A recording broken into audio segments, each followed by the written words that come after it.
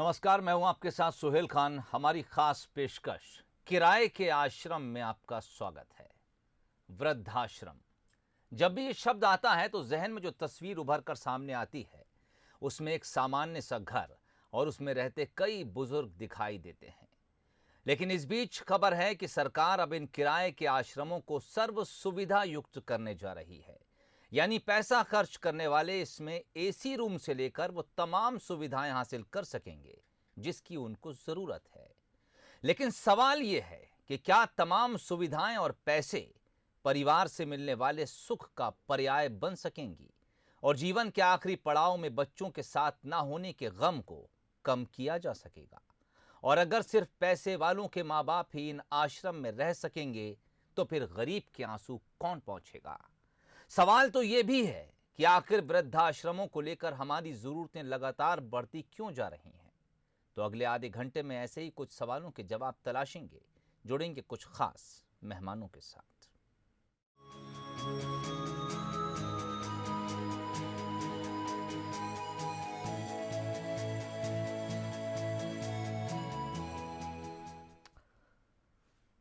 भागदौड़ भरी जिंदगी के बीच करियर एक चुनौती के तौर पर युवाओं के सामने है। फिर एक शानदार करियर के साथ पत्नी, बच्चे और अपने लिए एक आलीशान घर की जद्दोजहद में युवा कब अपने ही माता पिता को बोझ समझने लगता है, ये शायद खुद उसे भी नहीं पता चलता।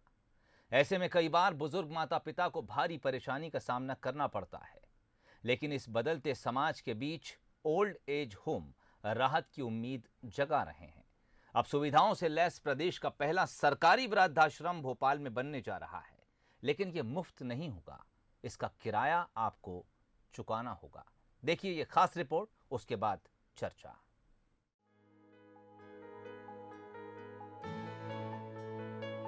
किराया 15,000 महीना और सुविधाएं होटल की तर्ज पर। जी हां, प्रदेश के ओल्ड एज होम की तस्वीर अब कुछ ऐसी ही होने जा रही है। यूं कह लीजिए कि अब वृद्धाश्रम हाईटेक बनने वाले हैं, जहां बच्चे अपने बुजुर्ग माँ बाप को वो सब सुख सुविधाएं दे पाएंगे जिसकी उनको दरकार रहती है। प्रदेश का पहला सरकारी ओल्ड एज होम राजधानी भोपाल में तैयार हो रहा है। सामाजिक न्याय विभाग ने इस वृद्धाश्रम के निर्माण के लिए 10 करोड़ 83 लाख रुपए का बजट रखा है। 5 एकड़ के परिसर में ये बिल्डिंग बनाई जा रही है। जून 2022 की डेडलाइन इसे बनाने के लिए तय की गई है। ये वृद्धाश्रम फ्लैट नुमा होगा, जिसमें करीब 56 लोग रह सकेंगे।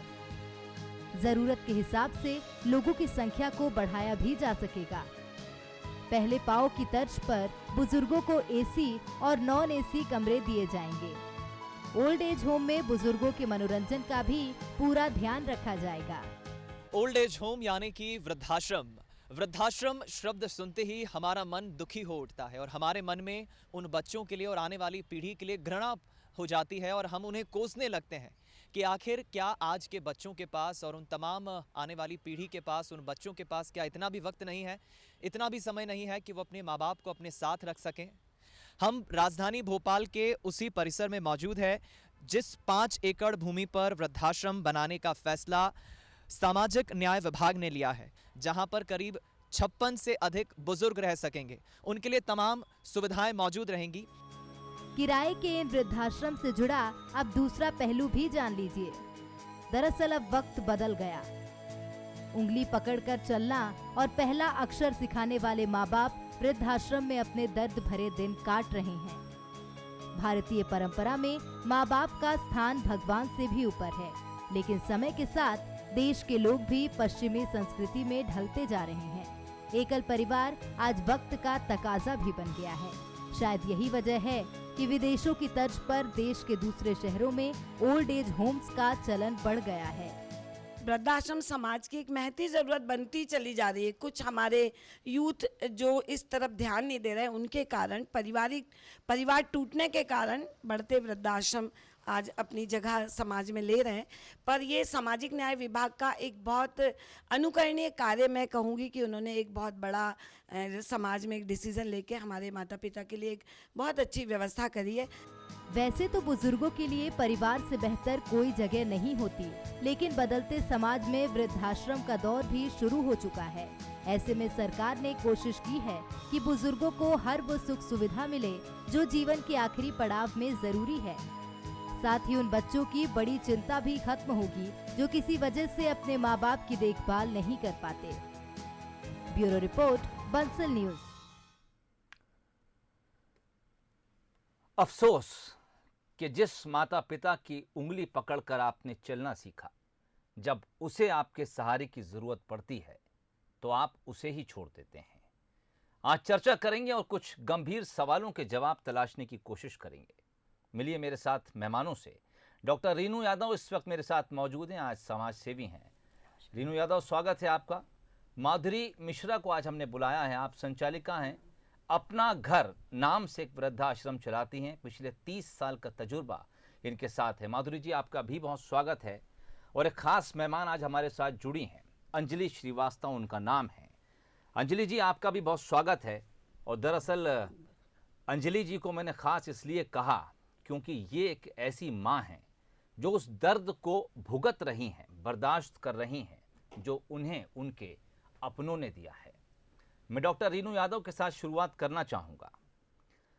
2011 में जब सेंसस हुआ रीनू यादव जी, उस वक्त का आंकड़ा कहता है कि तकरीबन 10 करोड़ 34 लाख बुजुर्ग हमारे देश में थे। हालांकि ये 10 साल पुराना आंकड़ा है और अब 21 में जब नया सेंसस होगा तो ये आंकड़े यकीनन बढ़ चुके होंगे, लेकिन जो मौजूदा आंकड़े हैं मैं उस पर बात करूंगा। 53% से कुछ ज़्यादा आर्थिक सुरक्षा के लिए पूरी तरह बच्चों पर आश्रित हैं। और 53% का मतलब 5 करोड़ से ज़्यादा माता पिता।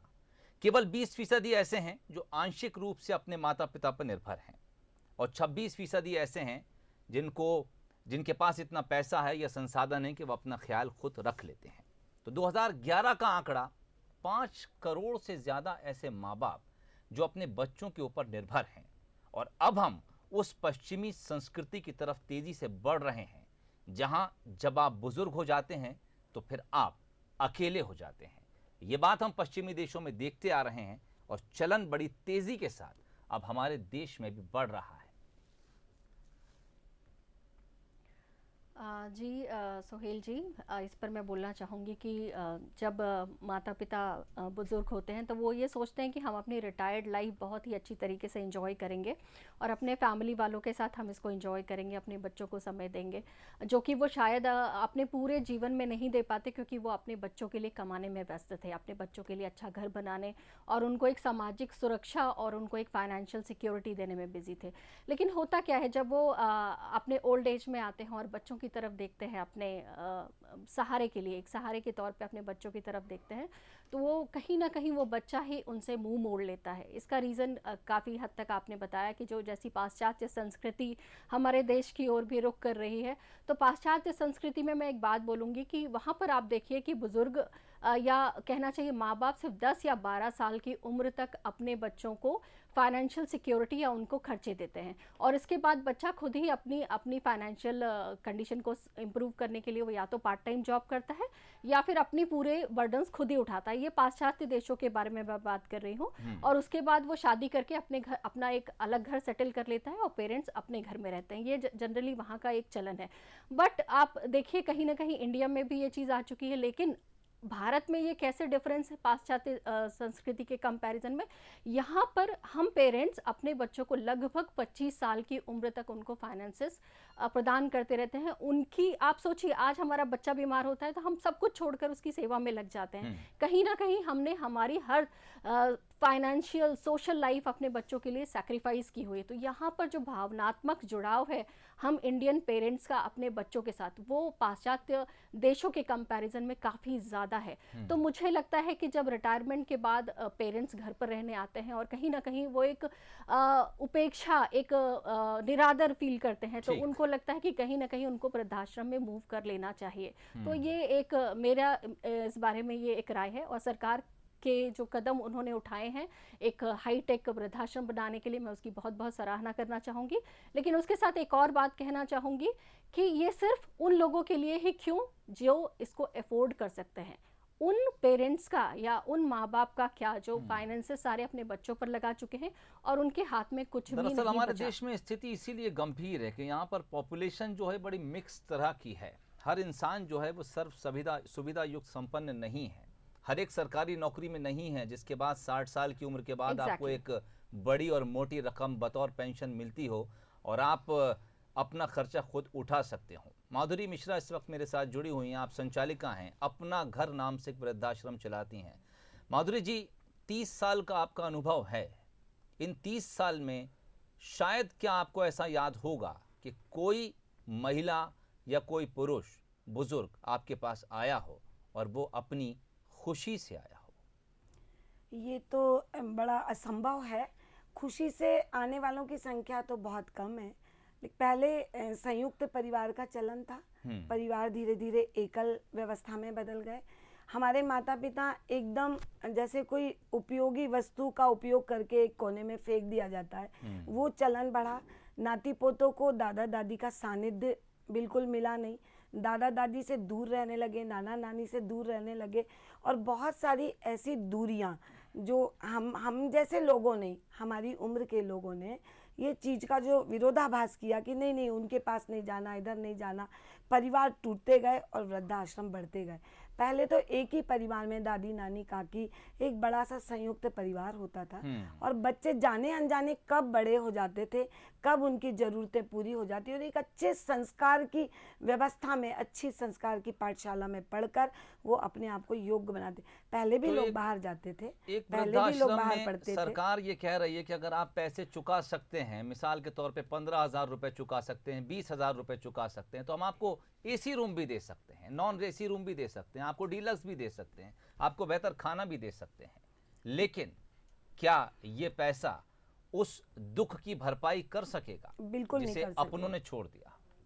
देखिए, पैसा ही सब कुछ नहीं है। पैसा है, ज़रूरी है, लेकिन एक माता पिता को एक उम्र के उस पड़ाव पे संवेदना की ज़रूरत है, प्रेम की ज़रूरत है, समर्पण की ज़रूरत है और थोड़ा सा स्पर्श उनको चाहिए। पैसे से सब कुछ हो सकता है और ये ज़रूरी है उन लोगों के लिए जो एक लग्जरी ज़िंदगी जी के आए, पर माता पिता तो माता पिता है ना। शायद खुशी नहीं खरीदी जा सकती, बिल्कुल नहीं खरीदी। खुशी एकमात्र ऐसी चीज़ है दुनिया की जिसे आप चाहे तो दुनिया की सारी दौलत लुटा दीजिए, आप हासिल नहीं कर सकते। अंजलि श्रीवास्तव इस वक्त मेरे साथ बैठी हैं और बहुत ध्यान से इस बातचीत को सुन रही हैं।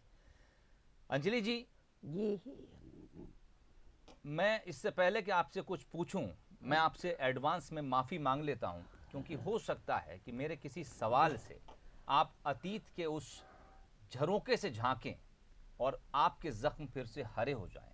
तो मैं माफ़ी के साथ आपसे उस अनुभव को जानना चाहूँगा जब आपके अपने आप को छोड़कर चले गए, जिन्हें शायद आपने इस उम्मीद के साथ पाला पोसा होगा कि आज वो आपकी उंगली पकड़कर चल रहे हैं, लेकिन कल जब आपकी बूढ़ी हड्डियों में दम नहीं होगा तब वो बेटा वो बेटी आपका सहारा बनेंगे। लेकिन अफसोस ऐसा हुआ नहीं और वो छोड़ के चले गए। कितना दर्द आप अपने दिल के भीतर महसूस करती हैं। माफ़ी के साथ आपसे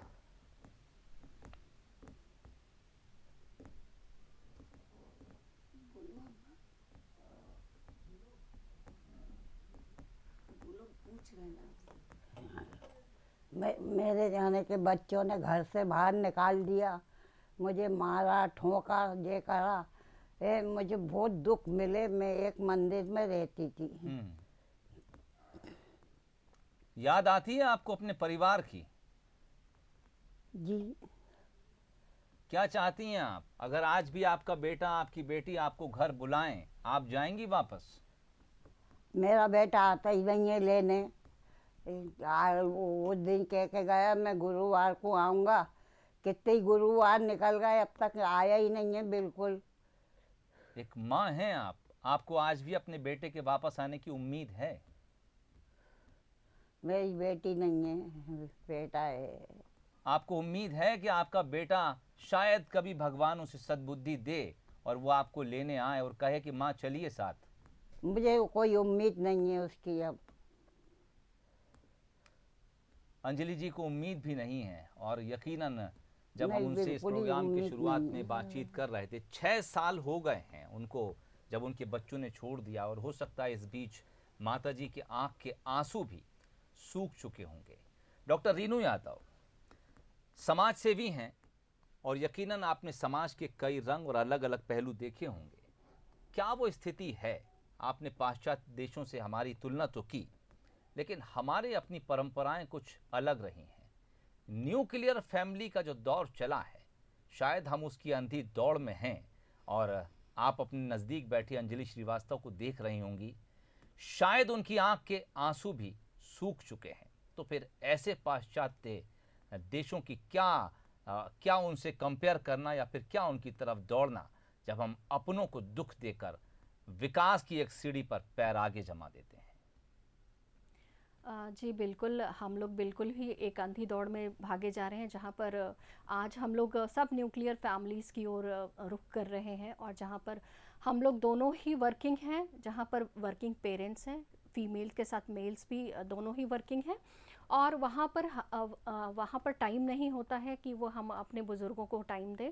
तो ये एक जो कल्चर नया डेवलप हो रहा है, इस कल्चर में मैं बिल्कुल अंजलि जी जैसी अभी मैं देख पा रही हूँ। आप कह रहे हैं उनकी आंखों से आंसू सूख गए हैं, लेकिन मैं अभी भी उनकी आंखों में आंसू देख पा रही हूँ कि वो इस तरीके के जो कृत्य जो आजकल की जनरेशन कर रही है, वो बिल्कुल मुझे लगता है कहीं ना कहीं वो भावनात्मक रूप से अपने पेरेंट्स से कहीं ना कहीं वो बहुत ही अलग हो चुके हैं, और पाश्चात्य संस्कृति की दौड़ में इतना भी भूल चुके हैं कि पाश्चात्य संस्कृति हमारी संस्कृति से बिल्कुल अलग है, और हम उससे बिल्कुल तुलना नहीं कर सकते। हमारी संस्कृति के अंदर पेरेंट्स ने अपना पूरी लाइफ हम बच्चों पर न्यौछावर कर देते हैं, लेकिन आप पाश्चात्य संस्कृति को देखें, वहाँ पर ऐसा नहीं होता है। वहाँ पर both are having different lifes. Parents की अलग लाइफ है और बच्चों की अलग लाइफ है। इवन पेरेंट्स बच्चों की अपनी पूरी लाइफ का खर्चा भी नहीं उठाते। यहाँ पर हम अपने अपने बच्चों के लिए पूरी लाइफ एक तरीके से उन्हीं को डेडिकेट कर देते हैं। सरकार कुछ पेंशन जरूर देती है बुजुर्गों को, क्या आपको उसके अमाउंट के बारे में जानकारी है कि फिलहाल कितनी पेंशन दी जा रही है? जी, पाश्चात्य देशों की बात करूं तो वहाँ पर उनको रोज़ का भत्ता मिलता है। इंडिया में आई डोंट थिंक कि ऐसी कोई स्कीम है कि जहाँ पर पेरेंट्स को या जिनको घर से निकाल दिया गया है उनको ऐसा कुछ अमाउंट मिल रहा है। बुजुर्गों के नाम पर पेंशन दी जाती है। माधुरी मिश्रा इस वक्त मेरे साथ मौजूद है। माधुरी जी, अगर आपको उस रकम की जानकारी हो तो मैं आपसे ज़रूर जानना चाहूँगा। इसके अलावा मैं आपसे ये भी जानना चाहूँगा, क्या कोई कानून है जो ऐसे माँ बाप को सिक्योर करता हो, बिल्कुल, जिनको उनके बच्चों ने छोड़ दिया है? क्या वो कहीं कानून के लिए, इंसाफ के लिए दरवाजा खटखटा सकते हैं? बिल्कुल खटखटा सकते हैं। हमारी सरकार ने हमारे बुजुर्गों का हर समय बहुत ध्यान दिया, क्योंकि हम जिस देश में रहते हैं, जिस परिवेश में रहते हैं, वहाँ आज भी कहीं ना कहीं थोड़ा सा तो इंसानियत है, और सरकारें भी आती जाती हैं। कानून कौन सा है वो? कानून भरण पोषण अधिनियम एक्ट 2007 में बनाया गया। उसमें ये था कि कोई भी माता पिता अगर सक्षम नहीं है, तो उनके बच्चों को उनका खाना खर्चा देना होगा। अगर बच्चे नहीं देते हैं तो उनका नज़दीकी जो रिश्तेदार, बेटा की बच्चा हो सकता है, बहन हो सकती है, भाई हो सकते हैं, ये दिया जाए। और पेंशन भी पहले 300 रुपये से सरकारी सामाजिक न्याय पेंशन देते थे विभाग की तरफ से। अब इसका थोड़ा सा बढ़ोतरी हुई है, कहीं 600 भी मिलते हैं, कहीं कहीं जो नया प्रावधान आया उसमें 1000 रुपये आपकी बात हमारे माता पिता को मिलते हैं। अचानक मेरे जहन में आई, कानून तो हैं, लेकिन दरअसल यहाँ जो रिश्ते हैं, क्या माँ बाप कभी अपने बच्चों के खिलाफ जाकर पुलिस थाने में रिपोर्ट भी लिखा सकते हैं? क्या वो जज के सामने खड़े होकर कभी ये भी कह सकते हैं कि फला मुझे नहीं देता पैसे या मेरा ख्याल नहीं रखता तो इसको जेल भेज दीजिए? क्या आपके इस पूरे करियर में कोई ऐसा क्षण या कोई ऐसा अनुभव है जिसको आप शेयर करना चाहेंगी कि माता पिता के जहन में, ख्याल में ये बात तो आई हो कि चलो शिकायत करते हैं, कानून की मदद लेते हों, लेकिन फिर ये ख्याल आया हो कि नहीं, बच्चा तो अपना ही है? बड़ी खुशी हुई जिस दिन ये भरण पोषण अधिनियम एक्ट हुआ। बड़े मुस्कुराए हमारे माता पिता, और बहुत हिम्मत भी जुटाई उनने कि हम अपने हक की लड़ाई लड़ेंगे। लेकिन किसी ने कहा है ना, माता पिता बदल जाते हैं, भूल जाते हैं। एक माता जी थी हमारे बीच में, विजय लक्ष्मी अय्यर, काफ़ी संपन्न और एक अच्छे बड़ी पोस्ट पे रिटायर्ड पति की पत्नी थी। उनका पूरा उनके बच्चों ने ले लिया और बहुत मारा पीटा, और उनके शरीर की पूरा एक एक चीज़ गल रही थी। मतलब उनकी बॉडी का ये भी पता नहीं था कि 4 साल जिएंगी कि 10 साल। जिस जगह हाथ लगाते थे वो मांस उनका हाथ में आ जाता था। फिर हम लोग ने बोला कि माता जी, आप कुछ, आपको पर्सनल कोई पेंशन नहीं, लेकिन बाबूजी का जो भी है आप कोशिश करिए कि आपको कुछ मिले, तो आप एक छोटी सुविधा से थोड़ी अच्छी सुविधा पाए कि केयर टेकर रखें, या आप अपने पैसे से अपना छोटा सा जीवन और अच्छा गुजार लें। वो तैयार हुई, बाकायदे हमने पूरा प्रोसीजर किया, वकील से बात करी, उनको ऑटो में लेके भी गए, पेशियां भी करी उनने। एक दो पेशी में तो बहुत तैयार थी बड़े गुस्से से कि नहीं नहीं हमें तो करना ही है, हम तो बिल्कुल इनको जेल भेजेंगे। लेकिन जब लास्ट मोमेंट आया, बच्चों को भी बुलाया, पता नहीं ऐसा क्या हुआ कि जब उनने अपने बच्चों को, 3 बच्चे थे उनके, तीनों बच्चों को देखा तो अरे तू कैसा है, बड़े दिनों बाद मिला, मतलब उनका पूरा मोमेंट चेंज हो गया और वो उस जगह से उतर गई और बोलती हमें तो करना नहीं है भैया। तो कहीं ना कहीं ये हमारे जो भारतीय माता पिता हैं, हमारी जो वसुदेव कुटुंबकम की जो पद्धति है, हमारे माता पिता बहुत अच्छे हैं, बहुत प्यारे हैं और वो बच्चों को सजा देना ही नहीं चाहते, पर ज़रूरत हमें समझने की है कि हम उनको इतनी यातना देके पराए दरवाजे तक क्यों धक्का देते हैं। ये हमारी अपनी जिम्मेदारी है। एक रोटी की दरकार है उन्हें, बस एक रोटी। मैं वृद्धाश्रम चलाती हूँ, मैं देखती हूँ, अगर सुबह अच्छे से खाना खा लिया, बेटा आज शाम को खाना नहीं, उन्हें बस स्पर्श चाहिए, प्रेम चाहिए। रोटी कपड़ा मकान से वो बहुत परे हो गए। सही बात है। लेकिन जो हमें बुजुर्ग हो जाते समझना हैं, पड़ेगा दरअसल उनकी कि हम ज़रूरतें भी अपने कम हो माता जाती पिता हैं। के पैसों से कब तक ऐश करेंगे और वो उनका मूक समर्थन कब तक स्वीकार करेंगे। हमें बुजुर्गों जगना की पड़ेगा। जरूरत ही क्या है, 2 जोड़ी कपड़े और शायद 2 रोटी बिल्कुल। से ज्यादा खा भी नहीं पाते होंगे।